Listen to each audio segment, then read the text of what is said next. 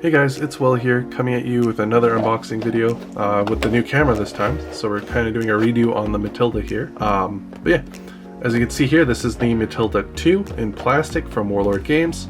I do have one of these already pre-built, but we're gonna go over it again here. As you're gonna see in the next part of this video, I'm gonna be using some video stuff from my stream where I unboxed this and kind of went over the sprues and stuff. If you guys want to see those streams where I build these models, paint, play some sort of games on my Switch and other systems, talk about RPG things, make sure to check the link on my YouTube banner. So go to my main page on my YouTube after you watch this video by clicking my icon down over here, and it'll be in the top right here somewhere on the banner page, of the banner of the main page. But here we go. We have the Matilda here, and this is what we get to see as it tells you basically what you have here. So that, construction, damage markers, pictures of everything there. Side, what era it can be used in, and we have the back where it shows you the different eras and how they were painted and stuff like that.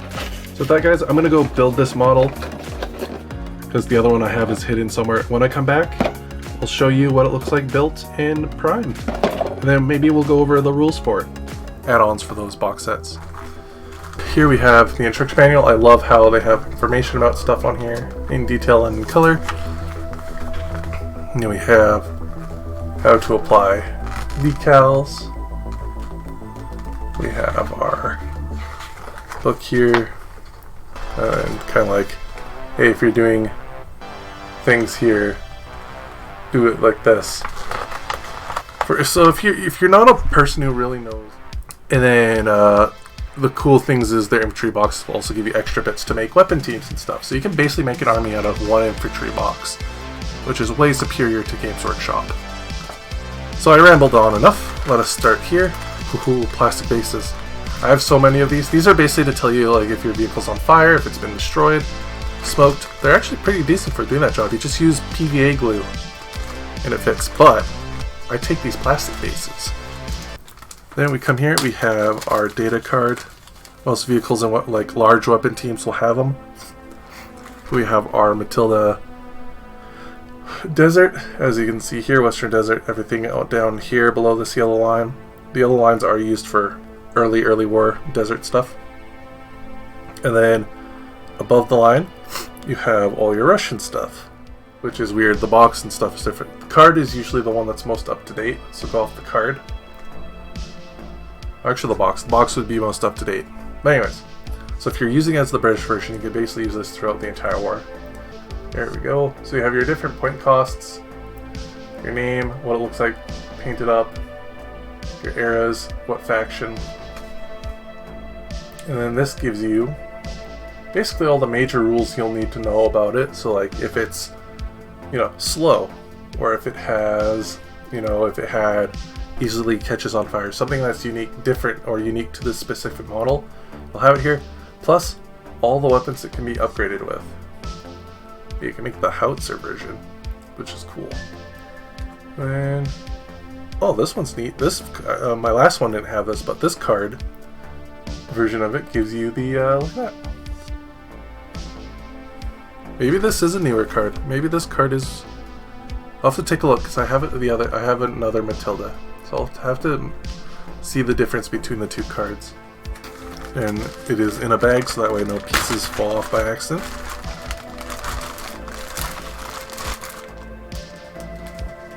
I will use that bag as a trash bin. So we have the sprues here. Here we have Z Hull,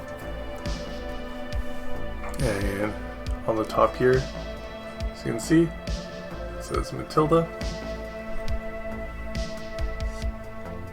Then we have the body, the bottom, the turret. We have our Russian and our British commanders. So you do either one, right? And then we have our barrels. So you can have your Howitzer version, or your normal gun version. And then your different mounts, which the really cool thing about Warlord is that they let you build both versions of things. Normally, if you can have like basically the same chassis, there's not like a huge difference in body, or if the gun mantles are the same, like on their, say, Panzer IIIs and Panzer IV body kits, they'll let you make both versions of that turret basically, because this is two different, because the Matilda only has really two different guns. Whoever molded this allowed you to make both the Howitzer version and the normal gun version, whereas say on the Churchill model, there was two different turret bodies, the more cast hull like the Averys had, and then the more early bolted versions. But those come with every single version of the Churchill 2 that was made. So that one you unfortunately have to choose weapons and like doors to put on it. You can't make all of them unless you do some crazy shenanigan stuff. But ones like this, I can make both turrets, which is nice. I can make one turret be the British, I can make the one turret be the Russian. Here we go, we have the treads. So they go basically together. And your tracks. Tracks are not the best of detailed, but doesn't matter. You know who's really looking at tracks anyways. But anywho, and some lights up here. More sort of like ventilation, so you make your two different versions. And your the only real huge difference between the two. You're basically you're filtered or you're non-filtered. And to make sure you don't get these little wheel wells mixed up, they have an L and an R on them. Okay. So that's the Churchill. Hey guys, we are back at the end of the video here. We have the Matilda here, all nice and primed. Turret's not on it because I just applied the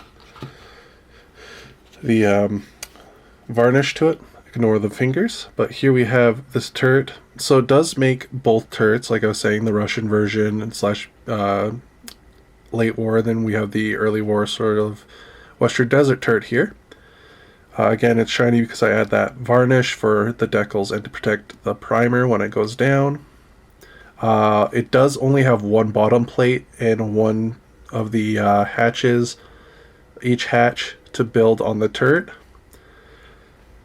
So if you're looking to build it, you might want to find ways to copy this plastic or use plastic card to cover it, but you can make both turrets. The treads were actually pretty interesting. They friction fit in with little like Lego plugs. Oh, I rolled it over. As you can see, details on the other side. But you could have both the BEF Western Desert or Western, home front Russian fight with the lowered suspension, or you can have the raised suspension. They just click in, so you can paint it as both. I already have a desert version, so I was going to paint this up as a Western version slash BEF version that's getting converted into a desert version. So, and then we have that, but it has like a bunch of parts. It has different cooling racks, different pipes. It's got different exhaust parts that you can make, and a bunch of things. So it gets a bunch of little extra bits. But let me see if I can get this in for you guys. There we go. It's tight fit, so you don't have to worry about it falling out. But with that, we're going to get into the rules, which should be popping up right here. Starting with the rules here, we're looking at, this is the version with the Howitzer on it. So we're going to take a look at that version. Besides that, all the rules are the same for each, either Western or Desert version. So we have, starting from inexperienced to veteran, it is 124 points to 186. One turret mounted 3-inch light howitzer with coaxial MMG. And it is a 9+ medium tank, which is pretty sick for what it is. And then we have, looking at that, stats. The Howitzer is 48 inches if it's line of sight, or 24 to 60 if it's indirect. One shot, HE of 2 inch. It's got slow, and of course the MMG is normal MMG. The HE on it is a +2 D3 pen PEN of 2+, a PIN of D3, D6 if in building. And then Howitzer, yeah, direct or indirect. And slow means it moves half its range. So take that as you will. This version of it that I'm reading is on page 42 of the Armies of Great Britain book. So yeah, that's basically for the Matilda. It's pretty nice. I think there's special rules somewhere that I've read where it's basically got armor all around because of how thick the armor was, and this thing was a beast in response to the German like Panzer 3s and 4s. It actually is pretty strong. So it's one of the few medium tanks that have a 9+ armor to it, and it isn't riveted for early war, so that's a thing for British. And I'm pretty sure there is some rule somewhere around it where it says side shots and front shots like count as front armor basically. But it is a dirt cheap mini sort of Tiger with a lower gun. You'd probably want to take the Howitzer on this thing because the other gun is a light anti-tank gun, so it can definitely tank tank a lot of hits. But you definitely so you use it as a distraction noodle, drive it up, let your infantry do their thing, and then you use the Howitzer to basically clear buildings. Or if you're fighting against Italians, you could use the light anti-tank gun for slightly cheaper. But yeah, run this thing if you're going to do early war. Highly recommend it. It takes hits. If you bought the Gentleman's War box, this is the vehicle I'd recommend buying after. If you don't want to get the Bofors gun. But yeah, thank you all for watching, and I will see you guys hopefully in the next video here. Bye-bye. Bye-bye now. If you want links for it, I'll have links for it down below. Yeah, bye-bye. Click the video. Click it. Click the video. You know you want to.